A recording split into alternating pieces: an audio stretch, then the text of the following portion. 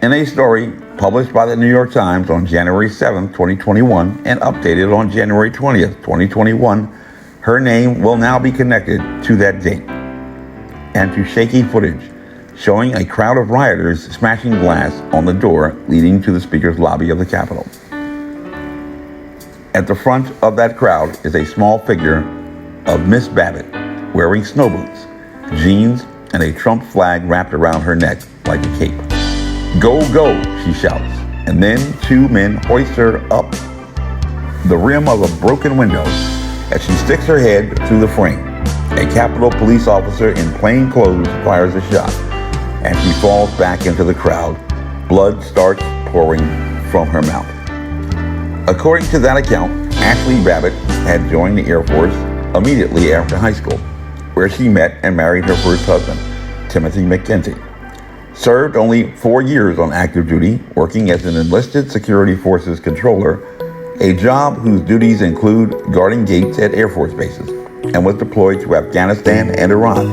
And she had served an additional 10 years in the Reserves and Air National Guard, deploying several times for civil disturbance missions and to the United Arab Emirates, but had separated 4 years short of retirement in 2016 as a relatively low-ranking senior airman in 2016, several years before she would have become eligible for a pension and other benefits. From 2015 to 2017, Ms. Babbitt began working in security at Calvert Cliffs Nuclear Plant in Maryland, where she met her second husband, Aaron Babbitt, age 39. Mr. Babbitt was employed at the nuclear facility since 2007 and left with her in 2017 to return to her native California, where she filed for a divorce from her former husband in 2018. According to reports, in 2016, Mr. Babbitt's former girlfriend applied to a court for a protection order, telling the court that Ms. Babbitt, then known as Ashley McKenty, had approached her on a roadway and had rear-ended her car 3 times. Nor did Miss Babbitt find gold on the hills of California, but rather misfortunes, like the Joad family in Steinbeck's Grapes of Wrath, after her purchase of Fowler's Pool Service and Supply in 2017, was continually vexed by financial hardships, including a costly short-term predatory business loan in which she had calculated an interest rate of 169%, according to court filings. Within days of signing the loan agreement, she stopped making payments, only repaying about $3,400 of the $65,000 borrowed from the lender, EBF Partners, records show. And that lender brought suit against her in court. But certainly, even though facing challenges, she considered herself a patriot, a conservative, and, like many, emphatically pro-Trump. On the door of the pool supply company, a poster declared it to be a mask-free autonomous zone, better known as America, where we shake hands like men, fist bump like homies. But according to her brother, Roger Wittoff, age 32, residing in Lakeside, California, Ms. Babbitt had not told her family that she was planning to go to Washington, but he was not surprised that she would protest. "My sister was 35 and served 14 years. To me, that's the majority of your conscious adult life," he said. Her brother's assessment was that if you feel like you gave the majority of your life to your country and you're not being listened to, that is a hard pill to swallow. That's why she was upset. Yet, when 17-year-old Antoine Rose was shot and killed by Pittsburgh police officer Michael Roosevelt on June 19, 2017, the people of Pittsburgh took to the streets in a series of what Color of Change described as incredibly beautiful and powerful protests that led to the DA finally charging Officer Roosevelt with murder and calls for the resignation of Mayor Karen Pistone, who was described as a racist and unfit to hold elective office. Similar demands were made by Color of Change after a cell phone video had gone viral showing an officer forcing Takesha Clemens out of her chair at a Waffle House in Saraland, Alabama, slamming her to the ground and exposing her breast while two other officers wrestled with her on the floor on April 22, 2018. However, in a rule of law, as stated by the U.S. Supreme Court in the City of Sacramento v. Lewis in 1998, all claims that law enforcement officers have used excessive force, deadly or not, in the course of an arrest, investigatory stop, or other seizure of a free citizen should be analyzed under the 14th Amendment and its reasonableness standard, rather than under a substantive due process approach.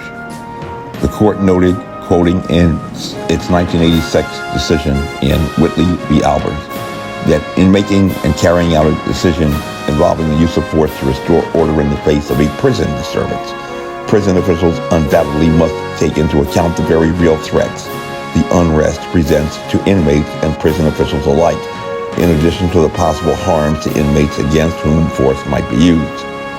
In this setting, a deliberate indifference standard does not adequately capture the importance of such competing obligations or convey the appropriate hesitancy to critique in hindsight decisions necessarily made in haste, under pressure, and frequently without the luxury of a second chance. In situations like those that arose at the Capitol on January 6th, the Supreme Court pronounced that the rule that liability should turn on whether force was applied in good faith, effort to maintain or restore discipline, or maliciously and sadistically for the very purpose of causing harm.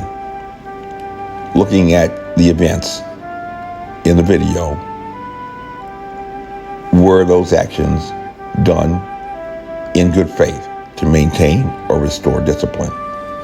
The Supreme Court conveyed its recognition that, like prison officials facing a riot, the police on an occasion calling for fast action have obligations that tend to tug against each other. Their duty is to restore and maintain lawful order, while not exacerbating disorder more than necessary to do their jobs. They are supposed to act decisively and to show restraint at the same moment, and their decisions have to be made in haste, under pressure, and frequently without the luxury of a second chance. And at least the courts in the Commonwealth of Virginia, applying their rule in the 1980 decision in James v. Jane, similar to the factors articulated by the 11th Circuit in their 2003 decision, Manders v. Lee, recognize that virtually every act performed by a person involves the exercise of some discretion, and therefore the presence of discretion is not always determinative for purposes of determining unconstitutional uses of excessive force. Moreover, Virginia courts have held that the James factors of discretion have two important caveats. First, the defense of sovereign immunity applies only to acts of judgment and discretion which are necessary to the performance of the governmental function itself. And second, regardless of the existence of discretion in the overall job, there is no sovereign immunity at all for negligent performance of ministerial acts. Hence, reviewing the scene where protesters were clearly intermingled with law enforcement in the Speaker's lobby inside the Capitol, while others were on the other side of the door, was it a reasonable determination in furtherance of the law enforcement officer's duties to use lethal force against a woman in a cape being hoisted through a window? What legitimate state interest was served in the shooting of Ashley Babbitt? Thousands took demonstrations and protests after the shooting of Bajan Gazzar on November 27 on the George Washington Parkway.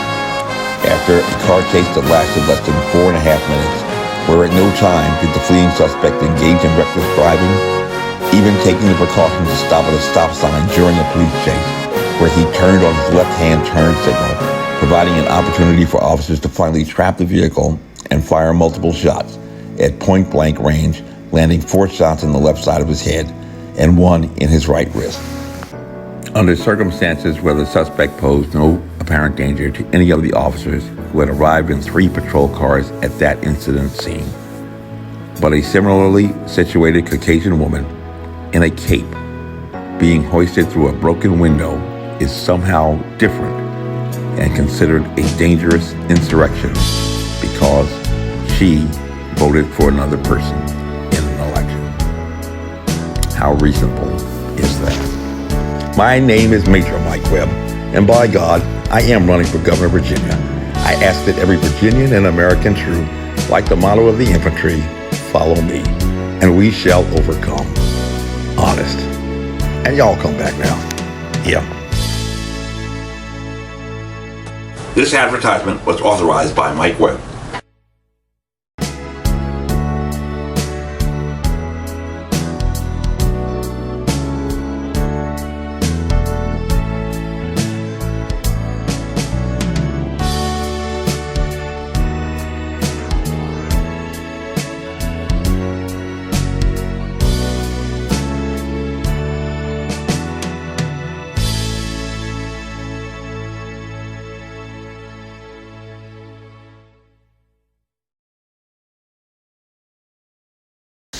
And y'all come back now. Here.